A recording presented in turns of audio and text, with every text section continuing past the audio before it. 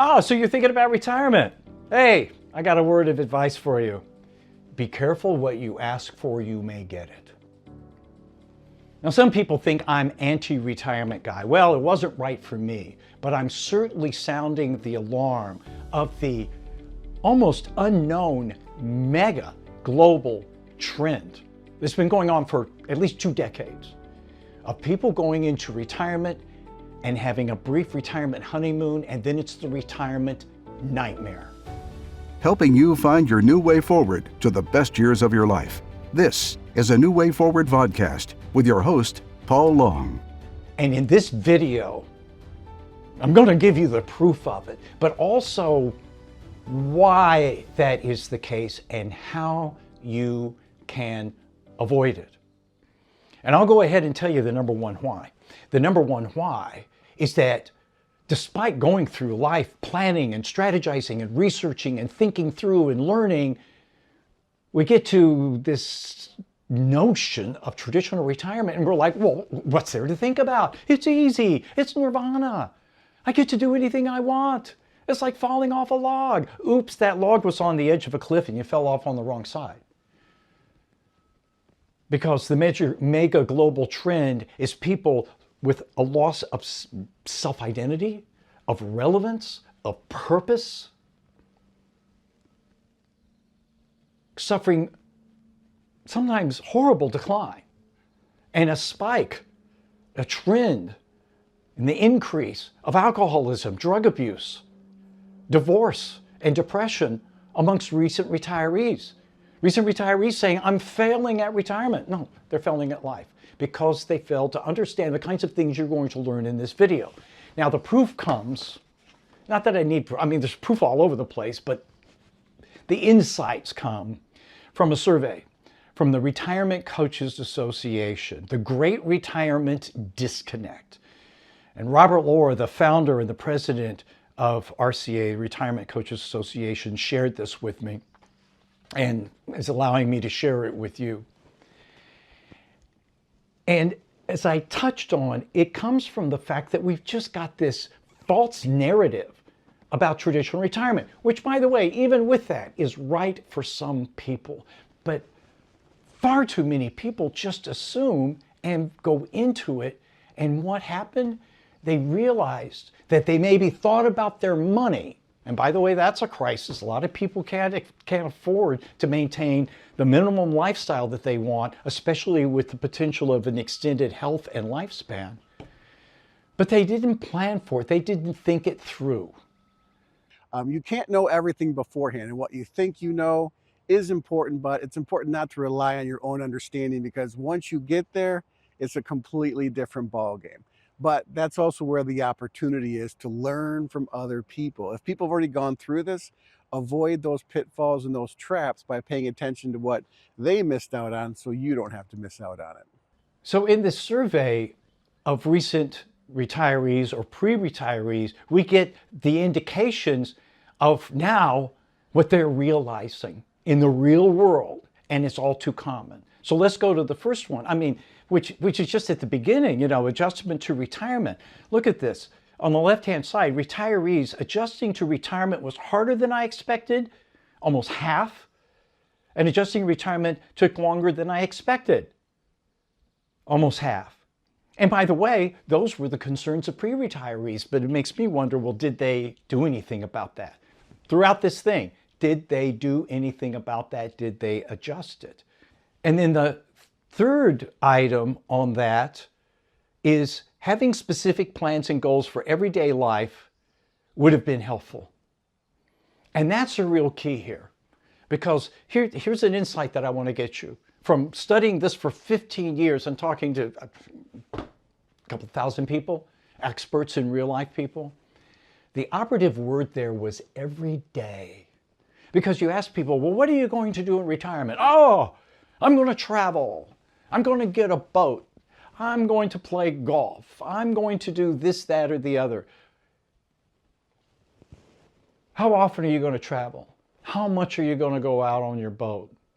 How much golf can you play? What's going to happen when it's a Tuesday and for 12 straight days you haven't traveled, you haven't done any of that stuff, or something like golf, it's still fun, but it's not that meaningful, but it's the everyday life. Wash, rinse, repeat. Wash, rinse, repeat. This is where for some people, the neighborhood bartender becomes their new best friend. They don't have anything to do. Or a couple has a problem because, let's say one spouse who maybe didn't have a career, was a stay-at-home parent, they built a life. They built a self-identity. And then this other person's like, okay, I'm retired. Drop your life. No, I'm not dropping my life. I'm still going to we'll work out some stuff. So it's that everyday thing that people don't see coming. Those everyday Tuesdays. And by the way, if you're 65 and you live until 95, that's 30 years of those. And by the way, if you think, well, it's only 30 years. Well, 30 years ago, if you're 65, you were 35. Think of how many years you had left. Here's one other thing, kind of quick, is that who should be helping plan for the non-financial aspects of retirement? People say financial professionals and human resource professionals, but the problem is they're not doing that. More and more people are expecting financial advisors and human resource departments to help them with this non-financial. When I started doing this work 15, 16 years ago, people thought I was crazy. Now it's mainstream because we've got the dollars and cents figured out. It's a commoditized business. Well, what are you doing beyond that? And the gatekeepers for this entry into retirement are HR and financial advisors. And so you have to talk about more than money. You have to talk about more than 401k or health insurance. You got to focus on the psychology of the transition. Okay, so let's go to the really big one here. And this is the telltale. This is the canary in the coal mine. These are people who are going through it that we need to pay attention to because they're telling us what's not working and what's lacking. So here is the list of retirement difficulties that 76% of respondents said that they either have seen or experienced themselves. And when you look at this list with many of these things, you're like, well, wait, that has nothing to do with being older. That has nothing to do with retirement.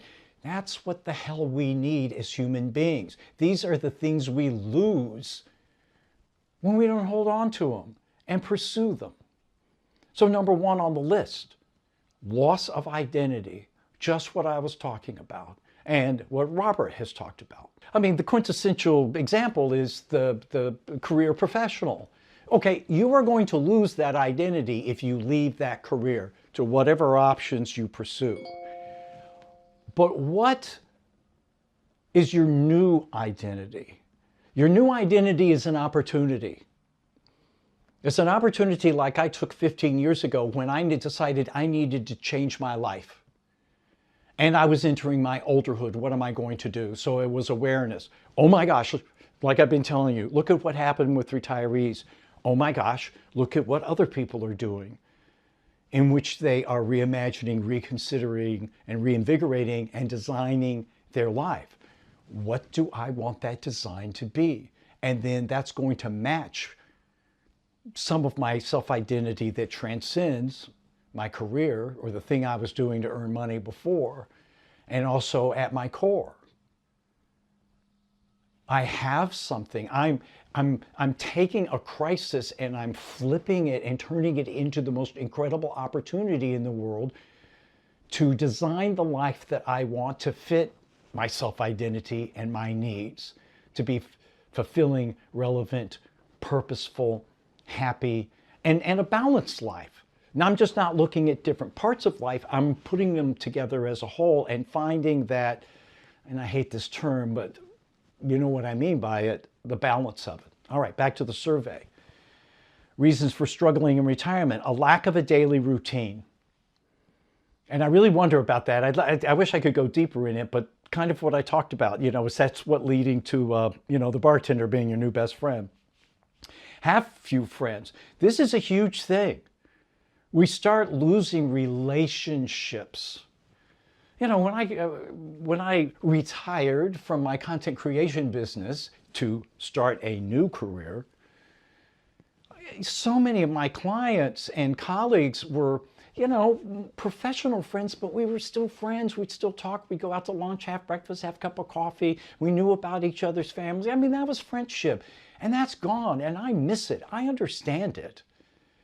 But I really miss that. But the point of it is that, we need that new set of friends, or we need to readapt and put effort into it, because study after study, legitimate studies have shown that having deep relationships, community, and friendship is not only a huge key to happiness in any phase of life, but certainly in our olderhood, but it actually has a direct physiological impact on our health. And then the next item on the list is tied to having few friends, and that's not being involved in the community, not having or developing those relationships, not being involved in something, not being out there and giving back and making a difference. Watching too much TV, financial difficulties, declining health and memory loss, don't exercise, depression, have a negative attitude. Yeah, we're in the single digits here, but they all add up to a pretty big percentage, and any one of these can befall us. Have to work part-time to make ends meet, unhealthy diet, limited family interaction, rigid and not flexible, no spiritual life, out of touch with today's society, alcoholism, and addiction. Why is all this happening? I said it before. It's like the old cliche, those who fail to plan to fail. Without that design, whether it was also known as AKA traditional retirement or something entirely different. Again, I want to get rid of all of that. Just get rid of the word retirement. Traditional retirement didn't really start until the 50s. It may have been true and worked for our grandparents and our parents, but we're a different animal now. We need relevance. We need purpose. We want to make a difference. We want to have an impact, even more so than previous generations did. But I'll also say this, up until the 19th century, you had relevance and purpose and all those things until the day you died. Only the idle rich, didn't. And I just want to cap it off with the biggest non-financial fears, which was, look at number one across the board, loss of purpose or direction.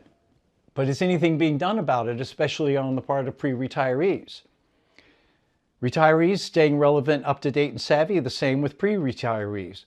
With retirees, managing my time, deterioration of physical health, and then for retirees, staying connected to family and friends. For pre-retirees, life-altering medical diagnosis and managing my time. So here's the bottom line. This is a warning of what can happen if you buy into what might be for you a false narrative about the joy and bliss of traditional retirement. But even if you think for 100% that's not the case, you should still challenge it, because some of these people thought it was too. And I think the biggest thing is, first of all, going to come from Robert in terms of taking the time and the effort, and maybe getting an RCA coach, getting a retirement coach to help you figure it out. Not telling you what to do, but helping you determine for yourself what you want to do, which can be life-altering. If you want to live a successful life in retirement, you don't wait until you get there. You build it before you get there, and you take it with it. That goes back to the old, don't retire to something, retire with it. And so you've got to start building that base now. And again, one of the biggest issues that we've seen is people waiting. They wait until they get there to figure it out. Well, if you do it beforehand, it makes the transition way easier, and you can get on to the important things in life way quicker. So I say, be aware of the danger, but then also look at this as the opportunity to flip it. The opportunity to get rid of the stereotypes, presumptions and assumptions, open your mind and just say, I'm about to make a major transition in life. You're not saying, I'm going to retire. Screw that. Don't go there. That handicaps you. That hems you in. I'm going into a new phase of life. I'm going through a big life change. I'm going to take the time and put in the effort to say, okay, What do I want this to be like? What does it look like? What does it feel like? What do I need and what do I want? And if I'm with somebody, we're going to align and collaborate and negotiate where need be. But you see what that does? It just opens up all the possibilities rather than just, oh, well, retirement, right? No, maybe, but figure it out and challenge it and see if it really is right for you. Use it as an opportunity to take advantage of what the Stanford Longevity Center has identified as a new phase of life. It's really never existed before. It's an opportunity. It's like a gift that's sitting there on the table. And the question is, are you going to open it or not? To put in the time and effort to identify what it is you want and who you want to be in this phase of life, to make it some of, if not the best years in the new way forward that you discover, pursue, and have for yourself. Learn more ways to enhance your life and discover a new way forward that's perfect for you by watching these videos or any others on my channel. Oh, and be sure to subscribe.